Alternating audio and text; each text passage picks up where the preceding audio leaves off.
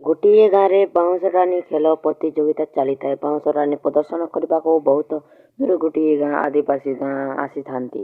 ସେ ଗାଁରେ ଆଉ ସ୍କୁଲ ପାଖରେ ସେ ପ୍ରତିଯୋଗିତା ଆରମ୍ଭ କରିଥାନ୍ତି। ଦର୍ଶକ ବନ୍ଧୁ ସବୁ ବହୁତ ଦେଖିବାକୁ ଆସିଥାନ୍ତି ଓ ବାଉଁଶରାଣୀର ଦେହ ଖରାପ ଥିବାରୁ ତାକୁ ଭଲ ଲାଗିନଥାଏ। ନଟିଆ ଆଉ ଗେଣ୍ଡୁ ଜାଣିପାରିଥାନ୍ତି ଆଗରୁ ବାଉଁଶରାଣୀ ଘରକୁ ଚାଲିଯାଇ କହିଥାଏ, ବାପା ମୋର ଦେହ ଖରାପ ଅଛି ଆଉ ବାଉଁଶରାଣୀ ପ୍ରତିଯୋଗିତାରେ ମୁଁ ଭାଗ ନେଇପାରିବି ନାହିଁ।